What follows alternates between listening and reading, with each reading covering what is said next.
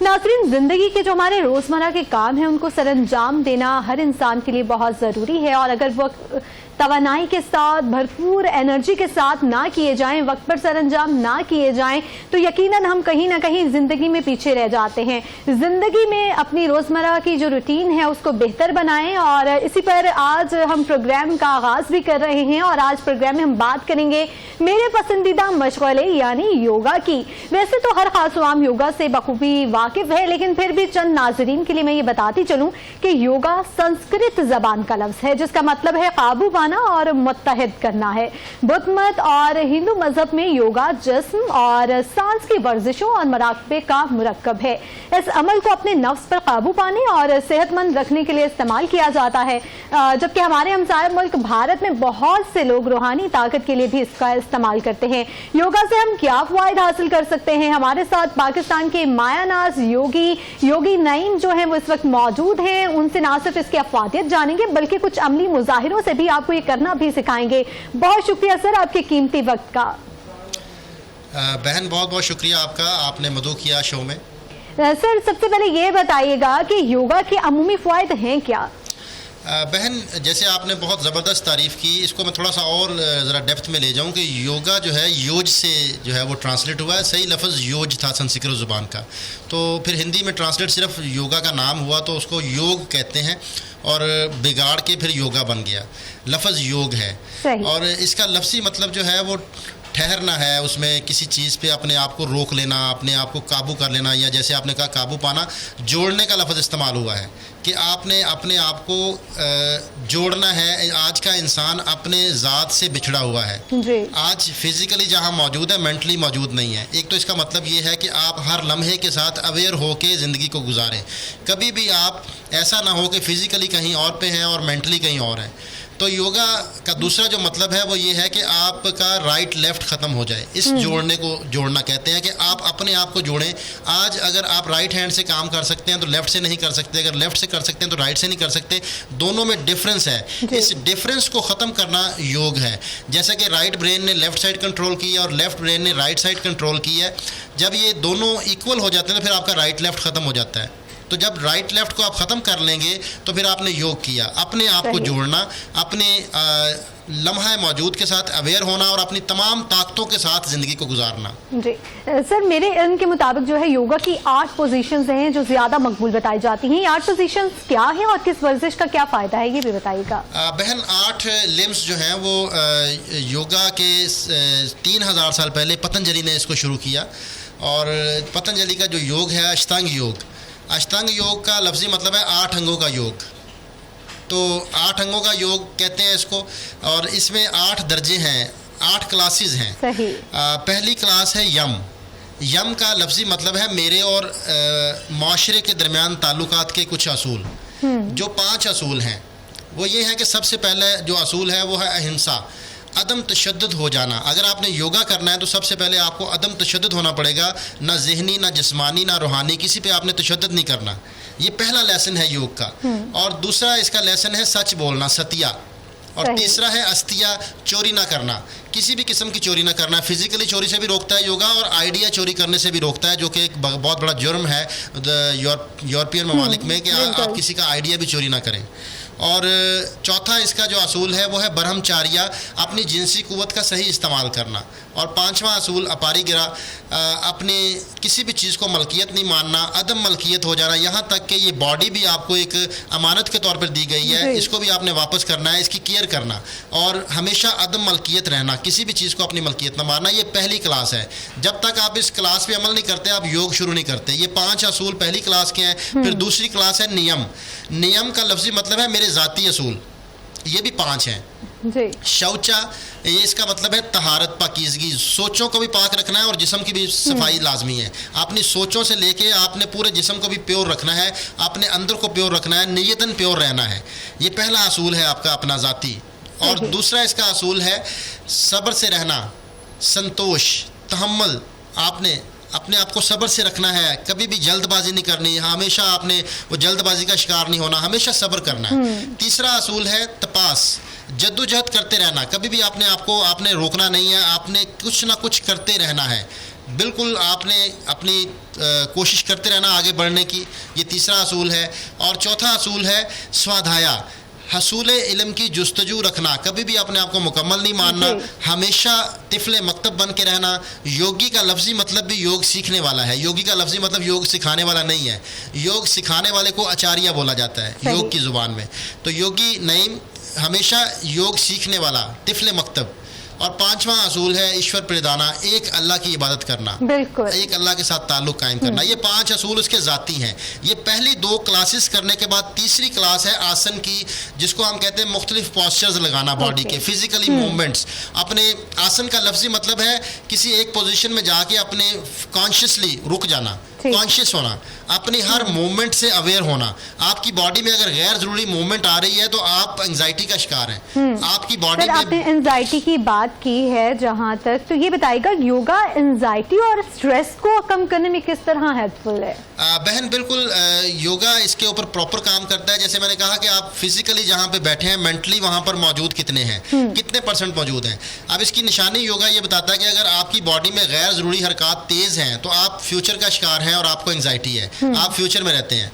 और आपकी body still हो चुकी है और आपकी आंखें भी ब्लिंक नहीं करती, आप बहुत देर तक एक पोजीशन में रुक जाते हैं और आपको पता ही नहीं होता कि आपके इर्द गिर्द क्या हो रहा है, तो आप पास्ट का शिकार हैं, आपको डिप्रेशन है और आपकी मूवमेंट रुक चुकी है। दोनों में डिफरेंस ये है कि जब एंजाइटी होती है तो आपके दिमाग से ऑर्डर निकल रहा होता है, जो कि मोटर नर्व्स के ऊपर प्रेशर आता है तो आपकी बॉडी में हलचल आ जाती है, मोटर नर्व्स काम करना शुरू हो जाते हैं। और जब आपकी डिप्रेशन की पोजीशन होती है तो उसमें आपके दिमाग सेंसेस की तरफ जाता है, दिमाग सेंस कर रहा होता है गुजरे हुए कल को कि क्या हुआ था, क्यों हुआ था, तो उसमें सेंसरी नर्व्स डिस्टर्ब हो जाती हैं, सेंसरी नर्व्स के ऊपर प्रेशर आ जाता है तो मोटर नर्व्स बिल्कुल काम नहीं करती। इसका इलाज बड़ा आसान है। अगर आपको एंजाइटी है तो आप बिल्कुल अपनी बॉडी को रोकने की कोशिश करें, आसन लगाने की कोशिश करें, अपनी बॉडी को ठहराने की कोशिश करें। मिसाल के तौर पर कॉन्शियस मूवमेंट, अगर मैं कहूँ कि आप अपने हाथों को इंटरलॉक करके ऐसे सीधा करें, बिल्कुल कॉन्शियस होके, ज़रा आप भी कोशिश करें साथ। अच्छा, अब आप इसको बड़ा कंट्रोल के साथ ऊपर लेके जाइए, तेज़ मूवमेंट नहीं, बहुत आहिस्ता आहिस्ता। आपने मेंटली अटैच होना है फिजिकली मूवमेंट के साथ, तो आपकी एंजाइटी जाती रहेगी फ़ौरन। अगर आप कॉन्शियस मूवमेंट चंद लम्हों के लिए करना शुरू कर दें तो आपका दिमाग ठहर जाता है।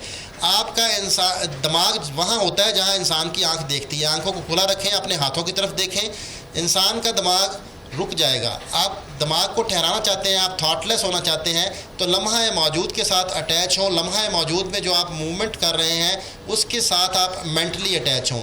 बहुत आहिस्ता आहिस्ता रिदम में आप अपने हाथों को ऊपर लेके जाइए, बहुत आहिस्ता आहिस्ता। ये कॉन्शियस मूवमेंट हो रही है। आपने अपनी पूरी तवज्जो अपने बाजुओं पे रखनी है, अपने हाथों पे रखनी है।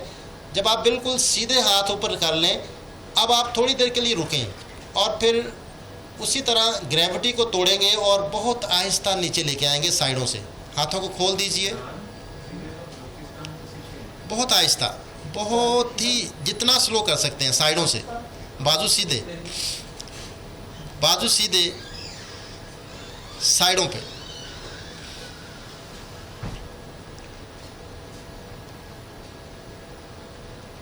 अगर आप चंद लम्हों के लिए कॉन्शियस मूवमेंट करना शुरू कर दें तो आप फ़ौरन अपनी एंजाइटी से छुटकारा हासिल कर सकते हैं। एंजाइटी जो है वो फ्यूचर का आपको प्रेशर है, दिमाग आपके जो मोटर नर्व्स हैं वो आपके तेज़ चलना शुरू हो जाते हैं। अगर आप उनको स्लो कर लें तो एंजाइटी से आप निकल सकते हैं। और यही अगर आप डिप्रेशन का शिकार हैं और आपकी बॉडी की मूवमेंट रुकी हुई है तो आप फास्ट मूवमेंट करेंगे।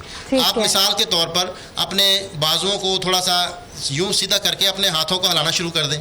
आप मोटर नर्व्स के ऊपर प्रेशर ले आएँ, अपने हाथों को ऊपर ले जाएं और ये हाथों को ऊपर तेज़ी से जितनी तेज़ मूवमेंट कर सकते हैं, कोई भी मूवमेंट हो सकती है, साइडों पे कर लें, नीचे कर लें, जहाँ भी आप तेज़ मूवमेंट करेंगे तो आप डिप्रेशन से निकल आएंगे। मोटर आपने शिफ्ट करना है। आपका दिमाग जो है वो सेंसरी नर्व्स के ऊपर था डिप्रेशन में, आपने मोटर नर्व्स को एक्टिव करना है तो फ़ौरन सेंसरी नर्व से प्रेशर हट जाएगा और आपका डिप्रेशन जाता रहेगा। जब आप एंजाइटी का शिकार हैं तो आपका प्रेशर सारा मोटर नर्व्स के ऊपर है, जो कि दिमाग का ऑर्डर जिस्म के ऊपर आता है। उस वक्त आप अपने प्रेशर को सेंसरी नर्व्स पे ले जाएं, आप फील करना शुरू कर दें मूवमेंट्स को, तो आपकी एंग्जाइटी जाती रहेगी। एंग्जाइटी आपको नहीं होगी। बड़ा आसान इसका तरीका मैंने आपको बताया है। अगर आप ये करना शुरू कर दें तो आपको किसी भी वक्त एंग्जाइटी और डिप्रेशन नहीं होगा। काफी रिलैक्सेशन फील कर रहे हैं। मैंने अभी थोड़ा सा ही किया है, लेकिन मैं इसे काफी ज्यादा रिलैक्स फील कर रही हूँ। अच्छा सर, ये बताइएगा कि योगा जो है वो हमारी स्लीप क्वालिटी को किस हद तक इम्प्रूव करती है? बहुत से लोगों की ये शिकायत होती है, या वो बेचारे इस चीज से जो है ना गुजर रहे होते हैं, इस फेज से, कि उनको नींद नहीं आ रही होती, वो चाह के भी सो नहीं पाते हैं। तो इस हवाले से बताइएगा। बहुत सारी गलतियां हैं। उसमें एक बहुत बड़ी गलती ये है कि हम एक पहर की ज़िंदगी गुजारते हैं, जिसकी वजह से हमें नींद के प्रॉब्लम है। एक पहर से मुराद ये है कि हम एक ही रोशनी में 24 घंटे गुजार देते हैं। जो अल्लाह ताला ने 8 पहर बनाए हैं, उन पहर का इफेक्ट आता है, आपकी बॉडी में सेंसर लगे हुए हैं, आपकी बॉडी फील करती है कौन सा पहर चल रहा है। हम जब वक्त देख के सोचते हैं कि ये टाइम हो गया और ये शाम हो गई और ये रात हो गई है, तो फिर दिमाग एक्सेप्ट नहीं करता, बॉडी की जो फीलिंग है वो एक्सेप्ट नहीं करती। हम एक ही रोशनी में, मतलब एक पहर की ज़िंदगी गुजारते हैं। सुबह के टाइम भी उतनी ही रोशनी होती है, दोपहर में भी और रात में भी हम एकदम लाइट ऑफ करते हैं और सोना चाहते हैं। जब तक हम शाम एंजॉय नहीं करेंगे, हमारी नींद अच्छी नहीं हो सकती। अगर आप शाम के वक्त थोड़ा सा बाहर निकलें और शाम को एंजॉय करें, शाम को देखें, शाम के साथ अटैच हों, शाम का वक्त आप अगर अपने आप को देते हैं तो आपकी नींद खुद ब खुद अच्छी होना शुरू हो जाती है। आप रात के पहर के वक्त आप बिल्कुल आराम से सो पाएंगे। दूसरी बड़ी गलती ये है कि हम आंखें बंद करके जागने की आदत डाल लेते हैं। अक्सर लोग आंखें बंद करके जागते हैं। बहुत सारे लोगों को मैंने देखा है कि आंखें बंद कर लेते हैं और जागते रहते हैं, क्योंकि आंखें जब बंद होती हैं तो थॉट प्रोसेस शुरू हो जाता है, ख्यालात बढ़ना शुरू हो जाते हैं। उससे दिमाग के अंदर फाइलें ज़्यादा खुल जाती हैं। फिर कोशिश भी करते हैं नींद की, लेकिन नींद नहीं आती। एक तो बहुत बड़ी ये भी गलती है कि कभी भी सोने की कोशिश नहीं करनी चाहिए। जब इंसान सोने की कोशिश करता है तो एक फ़ाइल खुल जाती है सोने के लिए, तो वो फिर नींद नहीं आती। आपने दिमाग को खाली करना है। नींद वहाँ आती है जहाँ पे दिमाग में कोई थॉट ना हो।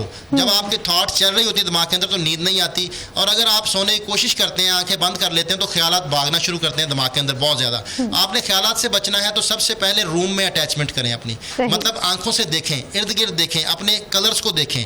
जब भी आप सोना चाहें तो आप अपने रूम के अंदर देखना शुरू कर दें। आप प्रेजेंट मोमेंट में आ जाएंगे तो आपको खुद ब खुद नींद आ जाएगी सोने की कोशिश के बजाय। और दूसरी इसमें चीज़ ये करें कि जब आप सोने के लिए जाएं अपने बेडरूम में, तो कोशिश करें कि बेड के ऊपर बैठा ना करें। आम रूटीन में भी बेड के ऊपर बैठा ना करें। बेड सिर्फ सोने के लिए है। जब हम बेड पे बैठ के बातें करते हैं और बेड पे बैठ के बहुत सारी एक्टिविटी करते हैं तो फिर नींद नहीं आती। एक बेड को मुख्तस कर लें कि ये मेरी सोने की जगह है, और वहाँ पे सिर्फ सोने के लिए जाएं, वहाँ पर बैठे मत। चेयर बैठने के लिए है, चेयर पे कभी सोए मत। चेयर बैठने के लिए है, चेयर को बैठने के लिए इस्तेमाल करें। हर चीज़ को अपने दिमाग में प्रोग्रामिंग करें कि ये इस मकसद के लिए है, ये इस मकसद के लिए है। जब ये प्रोग्रामिंग आपकी हो जाएगी तो इससे फिर आपकी बहुत सारे मसाइल ख़त्म हो जाएंगे। ज़िंदगी के जो मसाइल आजकल बहुत ज़्यादा हार्मोनल इम्बैलेंस है, उसकी बड़ी वजह कोऑर्डिनेशन की खराबी है। हम फिजिकली जो काम करते हैं मेंटली उसमें अटैच नहीं होते। मेंटली प्रोग्रामिंग बड़ी जरूरी है। जो काम भी करें उसमें मेंटली आप इन्वॉल्व हो। जहाँ तक मुझे में योग ये कहते हैं कि शाम 5 बजे के बाद जो है से ना आप आग पे बनी हुई कोई चीज ना खाएं। इस बात में कितनी सदाकत है, और अगर इसमें रियलिटी है तो जो लोग इस डाइट को, इस जो वे को फॉलो करना चाह रहे हैं, तो वो किस तरह से इसको फॉलो करें? बहन, योगा ये कहता है, योगा फिलॉसफी ये बताती है कि जब सूरज गुरूब हो जाता है तो उसके बाद आग से पकी हुई चीज़ जल्दी हजम नहीं होती। वो फिर आपके मैदे में पड़ा रहता है खाना, और सारी रात फिर आपको वो भी नींद डिस्टर्ब करता है। और आपने देखा है कि हार्ट अटैक सारे रात में आते हैं, सुबह अर्ली मॉर्निंग में आते हैं। तो बहुत सारी बड़ी वजह यही है कि रात को आग पे जब पका हुआ खाना हम खाते हैं तो उससे बॉडी का टेम्परेचर चेंज होता है, तो अंदर खाना पड़ा रहता है, जिसकी वजह से हजम भी नहीं होता। अगर आप खाना जो है वो सूरज गुरूब होने से पहले खाते हैं तो वो जल्द हजम हो जाता है। सूरज की शुआएं जो है, बल्कि यहाँ तक है मेडिकल साइंस ने भी इसको माना कि जो शाम का सूरज है, जो असर के बाद का सूरज की शुआएं हैं, ये खाने के हाजमे में बहुत कारामद साबित होती हैं।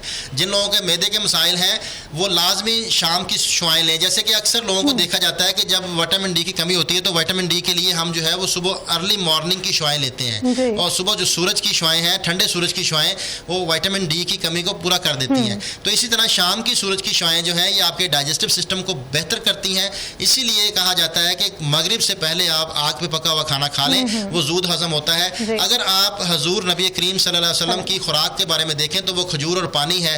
आपने रात का खाना एक तो बहुत अर्ली खाया है, और अगर आपने कभी रात का खाना जो है वो नहीं खाया तो आपने दूध पिया है। कभी भी आपने खाने को और दूध को मिक्स नहीं किया।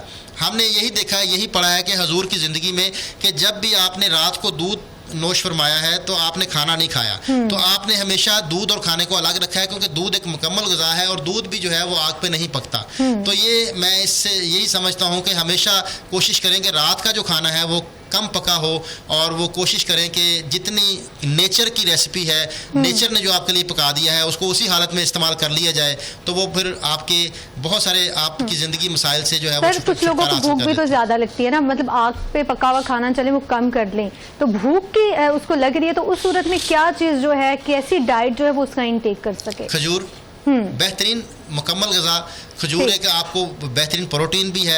अगर आप रात में जो है वो 1-2 खजूरें खा लेते हैं, 3 खजूरें खा लेते हैं, तो उससे जो है वो आपको जो भूख लगती है वो भी नहीं लगेगी, क्योंकि खजूर खाने से आपको एक किस्म की पूरी एनर्जी मिल जाती है। प्रोटीन डाइट है, मुकम्मल प्रोटीन डाइट है, तो इससे आपको जो है वो भूख जो लगती है, एक तो ये हैबिट है, जिनको बहुत ज़्यादा भूख लगती है ये हैबिट है, और हैबिट्स को तोड़ना पड़ता है, कोशिश की जाती है हैबिट्स को तोड़ने के लिए, हैबिट्स से जान छुड़ानी पड़ती है, कभी भी हैबिट्स खुद ब खुद ख़त्म नहीं होती, उसके ऑल्टरनेट कोई ना कोई चीज़ ली जाती है। सर, योग ये कहता है कि एक इंसान की जो उम्र है वो 100 साल है, लेकिन अगर वो उससे पहले उसकी अर्ली डेथ हो जाती है तो इसमें इंसान का कसूर है, तो क्या ये रियलिटी है? योगा के मुताबिक हर इंसान की 120 साल उम्र है, 100 साल नहीं। सही। योगा ये कहता है कि 60 साल की उम्र में जवानी शुरू होती है। अगर आप उससे पहले बूढ़े हो रहे हैं 60 साल से, तो आपने फिर अपने आप को वक्त नहीं दिया। बुढ़ापा क्या है? बुढ़ापा स्ट्रेस है। आपके नर्वस सिस्टम के ऊपर जितना प्रॉब्लम होगा, जितना प्रेशर होगा, जो कि आजकल बढ़ता जा रहा है, नर्वस सिस्टम जितना प्योर होगा उतने आप जवान रहेंगे, नर्वस सिस्टम पर जितनी ट्रैफिक होगी उतने आप वक्त से पहले बूढ़े हो जाएंगे। तो ये जो 120 साल में जो कमी आती है एज में, और आप वक्त से पहले बूढ़े हो जाते हैं, तो उसकी बड़ी वजह आपके दिमाग के स्ट्रेस हैं, आपकी परेशानियां हैं। और परेशानी क्या है? परेशानी जो है वो मैं बताता हूँ कि सबसे बड़ी परेशानी घर की परेशानी है, रिश्तों की परेशानी है। जिस इंसान के रिश्तों की परेशानी नहीं है उसकी एज ज़्यादा होगी, जिसके रिश्तों में परेशानी है उसकी एज कम हो जाएगी। इंसान को तोड़ते रिश्ते तोड़ते हैं, इंसान को जब भी तोड़ते हैं उसके वो बनाए हुए रिश्ते जो उसने खूब मोहब्बत की होती है, खूब दिल से अपनाए होते हैं रिश्ते, जब वहाँ से धोखा होता है, जब वहाँ से प्रॉब्लम होती है, तो फिर इंसान जो है बूढ़ा क्या वो वक्त से पहले टूट जाता है। सर, ये बताएगा कि मेंटल क्लैरिटी और जो फोकस है उसको योगा किस तरह से इम्प्रूव करता है? मेंटल क्लैरिटी के लिए देखें 5 सेंसेस का इस्तेमाल बहुत ज़रूरी है। 5 सेंसेस जो आपकी वो अगर एक्टिवेट होती हैं तो आपके दिमाग में कोई जंक फाइल नहीं खुलती, किसी किस्म की नेगेटिविटी नहीं आती। 5 सेंसेस कौन सी हैं? आप जब भी कहीं पे हों तो आप आंखों का इस्तेमाल करें, देखें, आपका दिमाग खाली हो जाएगा, दिमाग ठहर जाएगा, लम्हा मौजूद में आ जाएगा। दूसरी सेंस सुनने की है, आप जहाँ पे हैं पूरी तरह सुने, आपका दिमाग वहीं पे आपको खाली मिलेगा, ठहर जाएगा। तीसरी सेंस चखने की है, जब भी आप खाना खाएं चख के खाएं। आप जब खाने को टेस्ट लेके खाते हैं तो आपका खाना हजम होना शुरू हो जाता है, और आप बड़े आराम से खाएं, तसल्ली से खाएं।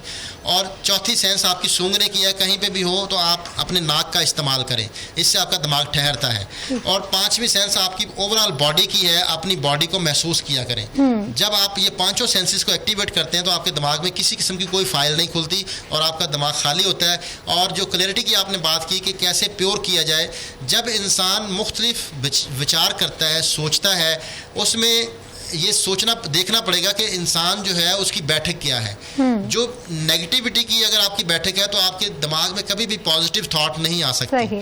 आपने हमेशा अपना हल्का अहबाब जो है वो बड़ा सिलेक्टिव करना है, जहाँ पे पॉजिटिव थिंकिंग है, जहाँ पे ज़्यादा पॉजिटिव एक्टिविटी है, वहाँ पे अपने आप को लेके जाएं। आपके दिमाग में कोई ऐसी चीज़ नहीं, फतूर नहीं आएगा। जब आप पॉजिटिव लोगों में बैठेंगे, पॉजिटिव थॉट्स आपकी खुद ब खुद बनना शुरू होंगे। सर, योगा और माइंडफुलनेस का क्या कनेक्शन है? बेसिकली योगा बेस करता है माइंडफुलनेस पे। योगा तो ये कहता है कि आपने थॉटलेस होना है, और थॉटलेस होने के लिए माइंडफुलनेस जो टेक्निक है बड़ी ज़रूरी है। क्योंकि अगर आप थॉटलेस नहीं होते तो आप योगी नहीं हैं। आपके दिमाग में अगर थॉट्स चलती रहती हैं, आप पास्ट और फ्यूचर में रहते हैं, तो आप योग नहीं कर रहे हैं, आप एक्सरसाइज कर रहे हैं। एक्सरसाइज और योग में बड़ा फ़र्क ये है कि योग लम्हा मौजूद में रहते हुए बॉडी को मूव करना, और एक्सरसाइज थॉटलेस ना हुए आप मुख्तलिफ पास्ट और फ्यूचर की चीज़ें या म्यूज़िक लगा के उसमें मगन होके आप अपनी मूवमेंट करते हैं, तो उसको एक्सरसाइज कहते हैं। तो उसमें फिर आप ओवर स्ट्रेच भी हो सकते हैं, ओवर आपकी मसल इंजरी भी हो सकती है। तो योगा ये कहता है कि आपने हर अपनी मूवमेंट के साथ अवेयर होके, अपने थॉटलेस होके अपने आप को बॉडी को मूव करना है, और जहाँ आपकी बॉडी कंफर्टेबल है उसको वहाँ जाके कॉन्शियस होकर रुक जाएं, उसमें ठहर जाएं। मुख्तलिफ पॉस्चर्स लगाए जाते हैं और अपने आप को, दिमाग को खाली करने की टेक्निक है। जितना दिमाग को खाली कर लेंगे उतना ही आप मुख्तलिफ मसाइल से बच जाएंगे, क्योंकि योगा ये कहता है कि इंसान की जितनी भी अंदर जो सिस्टम चल रहे हैं वो सारे दिमाग के ज़रिए से चलते हैं। जब दिमाग के अंदर थॉट्स होती हैं तो दिमाग कटा होता है बॉडी के साथ, वो वोल्टेज की कमी हो जाती है तो ऑर्गन सही तरीके से काम नहीं कर पाते। योगा तो ये कहता है कि इंसान के आज के जितने मसाइल हैं, जितनी प्रॉब्लम्स हैं, वो सारी दिमाग की गैर हाजिरी है। जब तक दिमाग हाजिर नहीं होगा तब तक आपके अंदर ऑर्गन सही तरीके से काम नहीं कर पाएंगे। ठीक है सर, योगा जो है वो वेट मैनेजमेंट को किस तरह से सपोर्ट करता है? देखिए बहन, वेट जो है आपका बहुत सारी वजूहात हैं। उसमें एक बड़ी वजह जो है वो आपको थायराइड ग्लैंड्स हैं, आपके हार्मोन्स इम्बैलेंस हो जाते हैं जिसकी वजह से वेट बढ़ता है। बलगमी अमराज हैं, और इसके अलावा आपकी मैंने जो देखा है आजकल लोग डाइटिंग करते हैं तो बिल्कुल खाना पीना छोड़ देते हैं, लंबी फास्टिंग करते हैं, और उससे फिर गैसेस बनना शुरू हो जाती हैं, और गैसेस बनने से वेट बढ़ जाता है, जिस्म फूल जाता है। अगर आप इसको यूँ कह लें कि वेट को अगर आपने बैलेंस करना है तो योगा ये कहता है, एक तो आपने अपने हार्मोन्स को बैलेंस करने के लिए जो मैंने आपको बताई कि कोऑर्डिनेशन को ठीक करें। जितना आप लम्हा मौजूद के साथ जुड़ेंगे आपके हार्मोन्स बैलेंस होना शुरू हो जाएंगे। हार्मोन्स जो है वो एक सॉफ्टवेयर है, आपके दिमाग से केमिकल्स निकलते हैं जो पूरी बॉडी में ब्लड के ज़रिए से ऑर्गन टू ऑर्गन मुख्तलिफ जगहों पे इनका काम है। मुख्तलिफ आपके हार्मोन्स हैं वो सारे के सारे बेहतर हो सकते हैं अगर आप जहाँ पे फिजिकली काम कर रहे हैं मेंटली उसमें इन्वॉल्व हो जाएं। एक तो ये आपने करना है, तो इससे आपका वेट बैलेंस होना शुरू हो जाएगा। दूसरा, मैंने जो बात की खाने पीने की, तो खाली पेट रहने से आपके अंदर ग़िज़ाइयत की कमी हो जाती है, मुख्तलिफ चीज़ों की कमी हो जाती है, जिससे फिर आपके मसल्स वीक होते हैं। और फैट का असूल है, फैट वहाँ निकलती है जहाँ पर मसल्स वीक होते हैं। अक्सर लोगों का आपने देखा पेट निकला होता है, अक्सर की पूरी बॉडी मोटी होती है। जिनके मसल्स सिर्फ पेट के वीक होते हैं उनका सिर्फ पेट निकलता है, जिनकी पूरी बॉडी के मसल्स वीक होते हैं उनकी पूरी बॉडी फूल जाती है। तो आपने अगर अपनी बॉडी का वेट बैलेंस करना है तो अपने मसल्स को स्ट्रेंथ में लेके आए। जब आपके मसल्स स्ट्रेंथ में आ जाते हैं तो आपका वेट कम होना शुरू हो जाता है। तो याद रखिएगा, अगर आपने वेट को बैलेंस रखना है, अपने वेट को नॉर्मल रखना है, तो अपनी डाइट के ऊपर पूरी तवज्जो दें, अपनी ग़िज़ाइयत की कमी मत आने दें, प्रोटीन डाइट लें। और इसको अक्सर पोर्शन डाइट पे भी लेके आते हैं योगी कि आपने हर 3 घंटे के बाद छोटा मील लेना है। कभी भी पेट को भरना नहीं है। वो भी मैंने मुख्तलिफ चीज़ें ले सकते हैं आप। सुबह के टाइम जो है वो ड्राई फ्रूट्स ले सकते हैं। उसके बाद आप ब्रंच में जो है वो आप कोई आमलेट ले लें, या अंडा जो फ्राई आप, या उसमें बॉयल्ड एग ले लें, या आप उसमें फिर दोपहर में एक चपाती ले लें छोटी। और इसी तरह फिर आप शाम को फ्रूट ले लें, या दोपहर में फ्रूट ले लें, या ब्रंच में आप फ्रूट ले लें। जो भी आप मतलब है कि अपने पेट को भरना नहीं है। जब आप पेट को भरते हैं, अच्छा फ्रूट को शाम के बाद नहीं लेते, फ्रूट हमेशा शाम से पहले लेना आपने। तो जो कोशिश ये करनी है कि जो भी आपने खाना है उससे पेट नहीं भरना, उसको आखिरी खाना नहीं समझना। हमेशा खाना खाना है तो सिर्फ ऐसे कि जैसे आपने थोड़ा सा लिया, चखा है, तो आपने पोर्शन डाइट पे आ जाएं। अगर आप 100% जो खाना आप एक वक्त में खाते हैं उसको 4 हिस्सों में डिवाइड कर लें। सही। तो इससे फिर आपका वेट बैलेंस होना शुरू हो जाएगा। सर ये भी बता दें कि मेडिटेशन क्या रोल प्ले करती है योगा के अंदर? मेडिटेशन बहन एक ऐसी चीज़ है, मुराकबा, जिसको हम ट्रांसलेट करें उर्दू में तो उसका लफ्ज़ बनता है मुराकबा। मुराकबा अरबी ज़ुबान का लफ्ज़ है रकब, वहाँ से निकला है, और रकब का लफ्ज़ी मतलब है देखना। सही। आप क्या देख सकते हैं? आप सोच विचार, जिसको कुरान ने कहा कि आप मुशाहिदा करें। बिल्कुल। मुख्तलिफ आप आयात को पढ़ें तो उसमें यही मिलता है कि मुशाहिदा करें, इस दुनिया का मुशाहिदा करें। तो मुराकबा बेसिकली है कि आपने अपनी हैबिट्स को तोड़ना है, हैबिचुअल नहीं होना किसी भी चीज़ के। जब आप हैबिचुअल हो जाते हैं तो आपका दिमाग हैबिचुअल होकर ज़िंदगी गुजारता है। आप हैबिचुअल जब होते हैं तो आप अनकॉन्शियसली आप ज़िंदगी गुजार रहे होते हैं। तो योगा ये कहता है, जो मुराकबा ये कहता है कि आपने अवेयर होना है। आपने अगर आप किसी भी चीज़ के हैबिचुअल हो गए तो उसको छोड़ दें, उस आदत को तोड़ें। जब आप जितना हैबिट्स को तोड़ेंगे आप उतना ही कॉन्शियस रहेंगे, और कॉन्शियस रहेंगे तो आपका दिमाग खाली रहेगा। यही मुराकबा है, अपने दिमाग को खाली करना, थॉटलेस होना। सर योगा जो है, हमारे जो एथलीट्स हैं उनकी फिजिकल परफॉर्मेंस जो है उसको इन्हांस करने में किस हद तक जो है मददगार साबित हो सकता है? बिल्कुल जी, जो मुख्तलिफ योगा बेसिकली हर स्पोर्ट्स के लिए, हर इंसान के लिए ज़रूरी है, क्योंकि योगा जो है ये आपके दिमाग को जब आपके साथ जोड़ता है तो उससे फिर परफॉर्मेंस अच्छी होती है। कोई भी इंसान कोई भी काम करता है, जब तक उसका दिमाग उसके साथ पूरी तरह नहीं शामिल होता तो उसकी परफॉर्मेंस अच्छी नहीं हो सकती। आपने किसी भी चीज़ में परफॉर्मेंस अच्छी लेनी है, क्रिकेट में लेनी है, फुटबॉल में लेनी है, हॉकी में लेनी है, कोई भी स्पोर्ट्स है या ज़िंदगी भर के कोई भी रोज़मर्रा के कोई भी काम है, आप अगर योगा करते हैं तो आप मेंटली अटैच होंगे अपने साथ, जिससे फिर आपकी परफॉर्मेंस बेहतर होना शुरू हो जाएगी। आप कोई भी काम जो है उसको सही तरीके से कर पाएंगे। अगर मैं इसको इस्लामिक पॉइंट ऑफ व्यू से देखूं तो आप यूँ समझ लें कि हजूर ने आपको हर चीज़ की शुरू करने की दुआ बताई और उसकी इख्तिताम की दुआ बताई, और हर काम को शुरू करने का तरीका बताया और इख्तिताम करने का तरीका बताया। जैसा कि आपको घर से बाहर निकलना है तो अपने बायां पाँव बाहर रखना है, घर में दाखिल होना है दायां पाँव रखना है। इसी तरह अब ये क्या है, ये है कि आपने जो भी करना है मेंटली पहले अटैच होना है कि अब मैं ये काम करने लगा हूँ।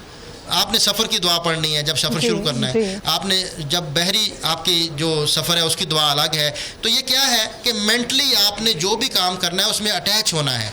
इससे क्या होता है कि इससे आप के जो पूरे के पूरे सिस्टम जो अंदर काम कर रहे हैं वो एक्टिवेट हो जाते हैं और आप पूरी तरह से परफॉर्मेंस दे पाते हैं। ठीक है सर, बहुत लोगों को ये होता है कि टाइम नहीं मिल पा रहा है, तो कोई ऐसी योगा बताएं जो आराम से ऑफिस में बैठकर या फ्री वक्त में हम जो है वो कर सकें। देखें, सबसे जो आसान योगा है वो सांस को लेना है। इंसान का जो फ्यूल है ये नहीं है, इंसान का फ्यूल नाक से है, ऑक्सीजन। अगर आप ये देखें कि आप खाए पिए बगैर तो कई दिनों तक जिंदा रह सकते हैं, लेकिन सांस लिए बगैर चंद लम्हे भी जिंदा नहीं रह सकते। तो अगर आप सिर्फ अपनी सांसों को लेना शुरू कर दें तो आप ये कोई लेम एक्सक्यूज़ नहीं बचते कि जी मेरे पास टाइम नहीं है। आप ऑफिस में बैठे भी लंबी सांसें ले सकते हैं, आप किसी भी जगह पर बैठे लंबी सांसें ले सकते हैं, सिर्फ तवज्जो लेके आनी है। आप जब ऑफिस में बैठे भी थक जाते हैं तो आपने देखा होगा कि एक लंबी गहरी सांस आती है खुद ब खुद, क्योंकि ये ऑटो मशीन है। ऑटो मशीन है तो ये खुद ब खुद कोशिश करती है। जब लंबी गहरी सांस आए तो इसका मतलब ये होता है कि आपके जिस्म के अंदर, दिमाग के अंदर ऑक्सीजन की कमी हो रही है, आपको डीप ब्रीदिंग करनी चाहिए। सही। तो आप बजाय ये कि वो लंबी गहरी सांस आए थकने के बाद, आप हर आधे घंटे के बाद या घंटे के बाद 5-10 लंबी सांसें लेना शुरू कर दें। कोशिश करके सांस को लें और आहिस्ता निकालें, लंबा सांस लें और फिर उसको कंट्रोल से एक्सेल करें।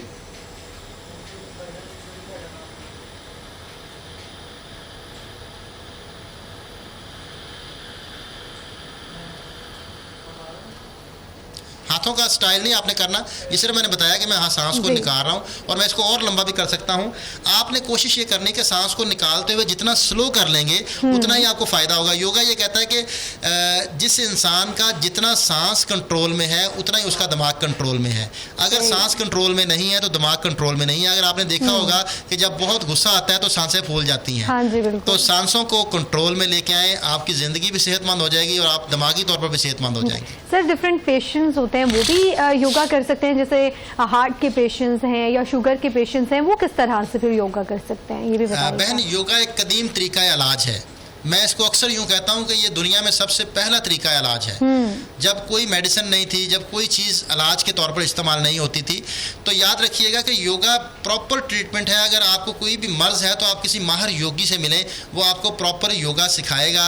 मुख्तलिफ अमराज के ऊपर मुख्तलिफ किस्म का योगा है। अगर आपने जैसे दिल की बात की तो योगा ये बताता है कि अपने काफ मसल्स को स्ट्रेच किया करें, क्योंकि आपके दिल की तरफ जो खून की सप्लाई है वो मैनुअल है। आपका दिल सिर्फ खून बेच सकता है, दिल खून वापस नहीं लेता। और ज़्यादातर लोगों को दिल के मसाइल इसीलिए हैं, जिसको डॉक्टर एंजाइना पेन का नाम देते हैं, कि खून दिल की तरफ जो सप्लाई है वो स्लो हो जाती है, दिल खाली धड़कता है। तो अगर आपने काफ मसल्स को स्ट्रेच करते हैं, आप चेयर पे बैठे हुए नीचे पाँव रखे हुए, एड़ियाँ नीचे रहने दें और पंजे ऊपर उठाएं, एड़ियाँ नीचे टच रहें, सिर्फ पंजे ऊपर उठाएं। या आप बेड पर लेटे हुए अपने पंजों को अपनी तरफ स्ट्रेच करें तो काफ मसल स्ट्रेच होते हैं, जिसको अगर आप नमाज में सही तरह रुकू कर लें तो आपकी बैक मसल स्ट्रेच होते हैं, आपके काफ मसल स्ट्रेच होते हैं, रुकू आपकी कमर सीधी बिल्कुल। और नमाज को दिल का सुकून कहा, क्योंकि दिल का सुकून आपका तब है जब आपके काफ मसल स्ट्रेच होते हैं। तो ये 2 दिल हैं, योगा के मुताबिक 3 दिल हैं इंसान के जिस्म में। एक दिल खून नीचे भेजता है और 2 दिल खून नीचे से ऊपर लेके आते हैं। उन दोनों दिलों पर हमने काम करना छोड़ दिया है, ऑफिस में बैठ गए हैं, चेयर पे बैठ गए हैं, हम फिजिकली वर्क नहीं करते, जिसकी वजह से ये दोनों दिल ख़राब हो चुके हैं और खून दिल की तरफ सप्लाई स्लो हो चुकी है। तो अगर आप ये चेयर पे बैठे हुए अपने पंजों को ऊपर खींचते रहें, अपने काफ मसल्स को स्ट्रेच करते रहें, तो आपके दिल की मुआवनत होगी, कभी भी आपको दिल के मसाइल नहीं आएंगे। इसको स्ट्रेच को डेली अपनाएं और ये करते रहा करें, अपने पंजों को स्ट्रेच किया करें अपनी तरफ। काफ मसल को जितना स्ट्रेच करेंगे उतना ही ज़्यादा आपका दिल मजबूत होगा। नाज़रीन, योगी एक्सपर्ट जो हैं योगी नईम हमारे साथ स्टूडियो में मौजूद थे। सर, बहुत शुक्रिया आपके वक्त का। उन्होंने हमें योगा से मुतालिक जो है चीज़ें बताई कि किस तरह से हम अपने ऑफिस में बैठ के योगा कर सकते हैं और योगा जो है वो हमारी लाइफ के लिए कितना इम्पोर्टेंट है। वापस आएगी एक मुख्तसर से वक्फे के साथ, हमारे साथ रहिएगा।